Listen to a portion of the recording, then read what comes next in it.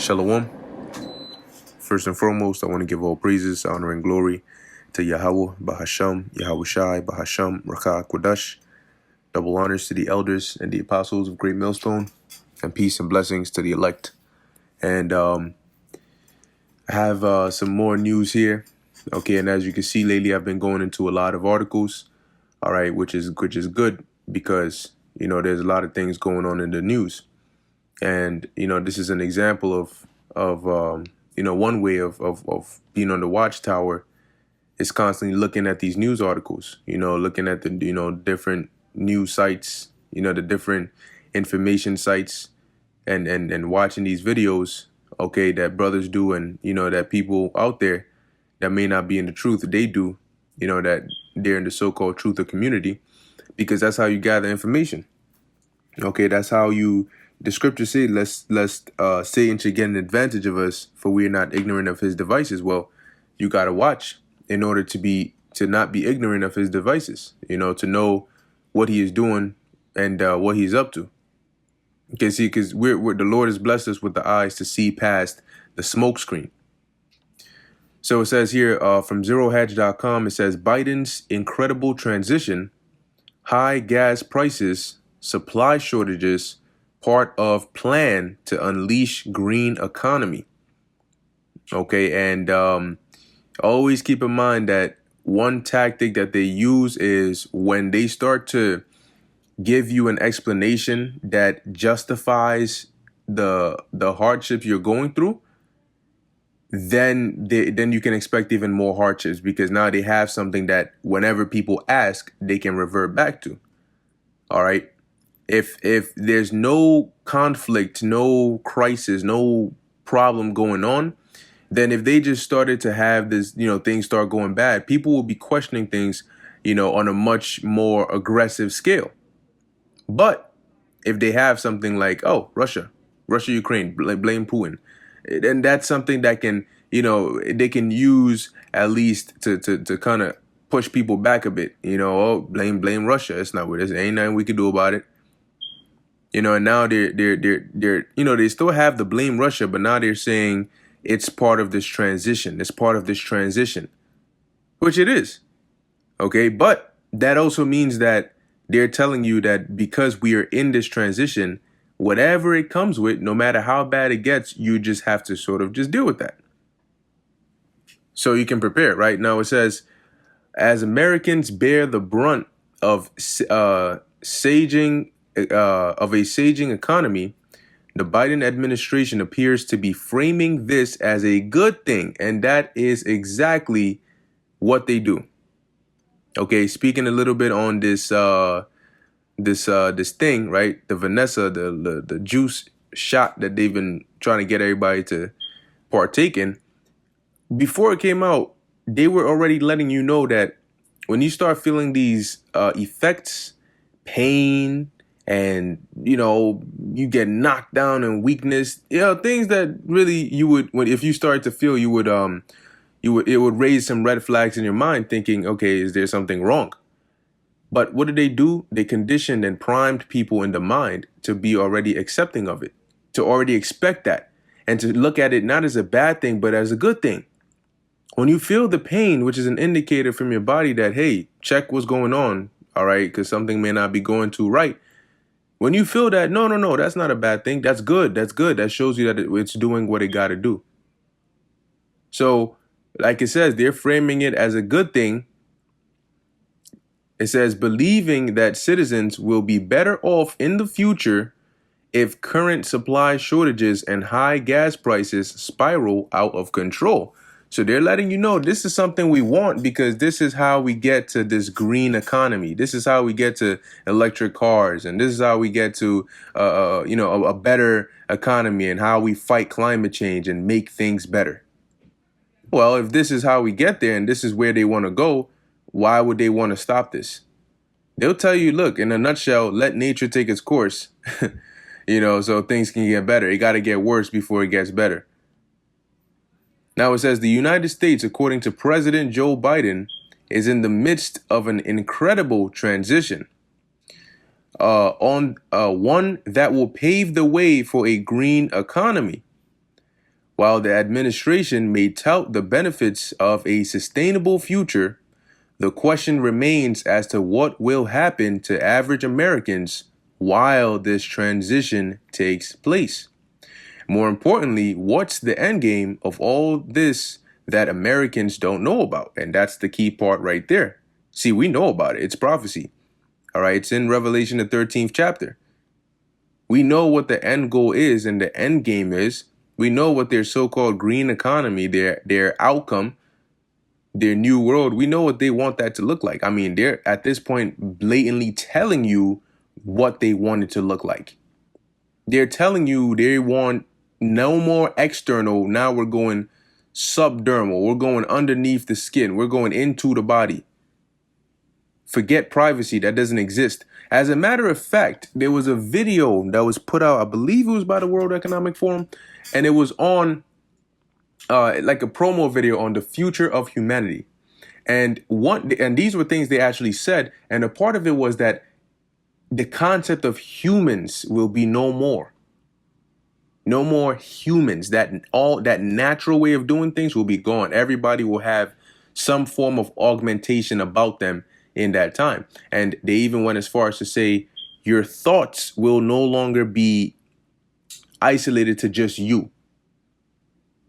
And their reasoning for that was they're going to get access into your mental space so that they can make it a safe space for you. You hear this BS? Excuse me? I need you to invade my mental privacy so you can make it safe for me. So that means that if you start thinking something that's not right, that's not safe, that's dangerous, we have to protect you from your own thoughts. We have to be the thought police. It says here, during a May 23rd joint press conference in Japan with the country's Prime Minister Kishida Fumio, used the word transition to seemingly admit that soaring gasoline prices are just part of his administration's overall plan for moving from hydrocarbons to renewables. Now, the national average for gas prices is running up to $5. All right. I think right now it's about $4.70, if I'm not mistaken. And they're saying by the end of the week, it could go up about another 10 or 20 cents. So it's going fast. And now I can see, I think it was JP Morgan that said that by August, you can be seeing $7 a gallon. So this thing is, I mean, things are happening very quickly. This economy, this society is being let go. Okay, they're pulling the plug on this society and it's circling the drain very fast. Now it says when it comes to the gas prices, we're going through an incredible transition that is taking place that, God willing, when it's over, will be stronger and the world will be stronger and less reliant on fossil fuels when this is over, Biden said. The comment, now I'm trying to see, I don't know if it's in this article, but it was somewhere, and he actually said, Biden said, look, he said, look, there ain't no button that we can just press that's just going to magically bring down gas prices and food prices and all that. No. That's not how it works. So don't expect that to be happening anytime soon. That's what he's telling you. For all of you, oh, you're not black. If you don't vote for Biden, you're not black. You know, he's a savior. He's going to get it. Well, I mean, in any case, whether it was Trump or Biden, the agenda would have been the same. But here you go. All right. You know, majority of people wanted you. This is what you wanted. This is what you get.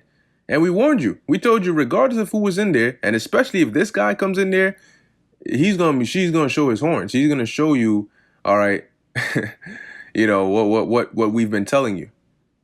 Okay, now it says here, the comment seems to suggest that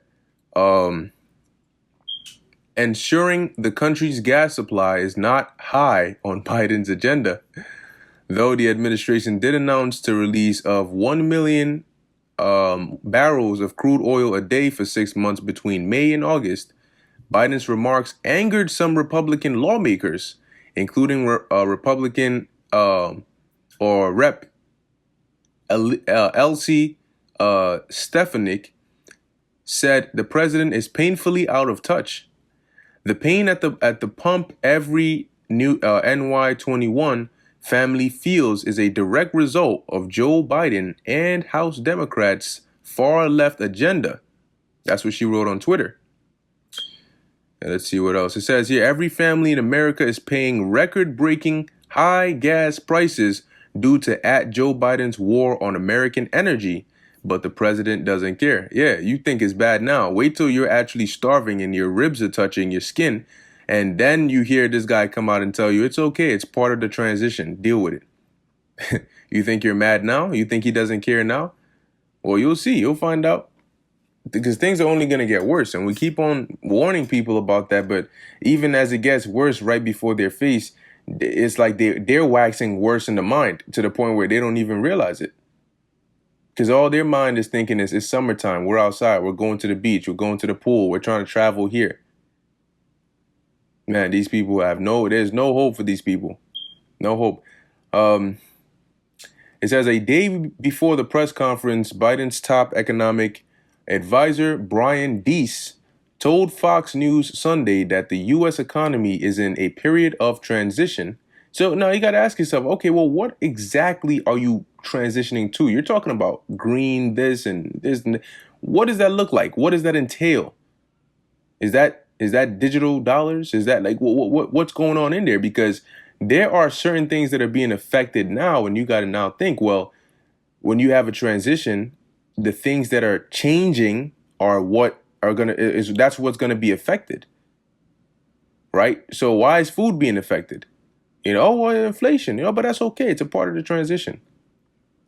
It says when he refused to directly answer a question on whether the economy is entering a recession. So he said, no, it's just a transition.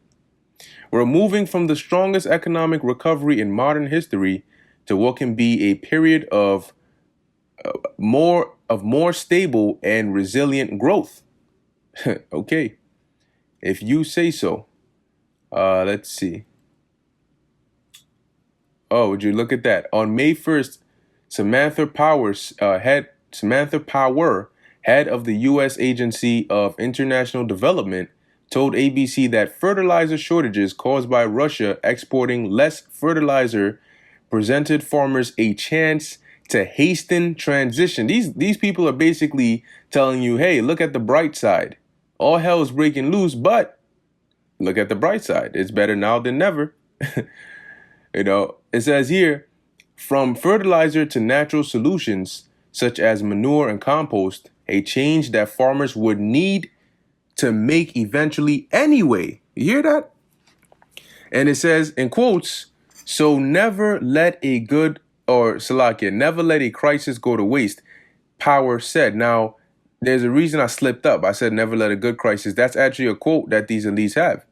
To never let a good crisis go to waste. So it's interesting that she would make a statement like that. All right. And that should indicate to you that they know what they're doing. All right. And never let a crisis go to waste. That's because they create crises so that they can use them and then come out and tell you, well, it's here. So why don't we make the best of it? Why don't we look at look at it from the bright side? Okay, but they do that as you're starving and they're eating. That's okay though. Okay, that's okay. It says here, I'm just gonna try to hit some key parts. It says, but such a transition is no laughing matter, since these economic problems look set to produce real world pain. The gas crisis and fertilizer shortages are contributing to a global food crisis, and these and other factors could soon lead to actual mass death. That's people think that they'll never see that. They think that's just in movies. Well, you got to ask yourself, when you watch a movie like I Am Legend or The Book of Eli or some post-apocalyptic movie, well, things don't, you don't just get up one day and you're inside The Walking Dead. You don't just get up one day and you're Will Smith inside of a old abandoned store talking to mannequins. No, there's a process of things that happen from the normal society that turn, it takes a drastic turn because of tribulation and hard times, and it leads to that chaos that you're seeing in the movies. So you think it's only in the movies that you see things like this? Well, you're looking at a direct path to what you see in the movies, if not worse. Okay. See what else we have here. Okay, yeah, so that's pretty much all I'm gonna read on that. As always, like I'll keep I'll put the link to this article in the description box and you can check it out yourself. Now, this is the book of Isaiah, chapter 36, verse 6. And this fits this. It says, Lo, thou trustest in the staff of this broken reed on Egypt. Now, applying this now, the scriptures refer to America by many names, all right, as Babylon the Great, okay, and also the daughter of Babylon, as Nineveh, as the bloody city, as Egypt, as Sodom, okay, as Assyria. So one of the names for America is Egypt. It's spiritual Egypt. Okay, this place is spiritual Egypt. So like it says here, lo, thou trustest in the staff of this broken reed. So Egypt is being likened unto a broken reed, right? It says, whereon if a man lean, it will go into his hand. It can't support you. It'll pierce through you. It says, and pierce it. So is Pharaoh, king of Egypt, to all that trust in him. So who's the modern day king? Who the modern day Pharaoh? Biden. And all these people that trusted in him, yeah, get him in there. Yeah, I mean, they had parades and joy when he got elected in there. Oh, he's going to make the country better, clapping and shit. Well, guess what? Now you're starting to see that, like it says here, he is a broken reed. All right? They are a broken reed, and now you're starting to feel that piercing. And you're starting to, oh, man, damn, I'm going through it, and this guy's not doing anything about it yet because, once again, Isaiah 36 and 6. And that's why it says here in Isaiah 31 and 1, woe to them that go down to Egypt for help. Okay, because like I said, applying that to now, these so-called Egyptians, right? These elites, these people, they're not here for your help. It says, and stay on horses and trust in chariots because they are many, and in horsemen because they are very strong. But they look not unto the Holy One of Israel, neither seek the Lord Yahweh. Yeah, because as all these things are coming, these people are looking here to Biden and to the governments and to the Fed to fix it. But they can't fix it. They're not going to fix it. Okay? You're looking to the wrong people. You're supposed to be turning to the Lord because he's the one that can deliver, all right, out of the hand of death and out of the hand of these troubles. These people cannot. And as a matter of fact, even if they could, they would not. All right? They would not. I'm going to jump down to verse 3. It says, now the Egyptians are men and not God. They're not a power. They're men just like you. It says, and their horses flesh and not spirit. When the Lord Yahweh shall stretch out his hand, and that's what he is doing now. That's why these plagues are coming upon the world. It says, both he that helpeth shall fall, and he that is hoping shall fall down, and they shall all fail together. And that's what's getting ready to happen. So people that trust in these people and they trust in this world, you're going to go down with this world.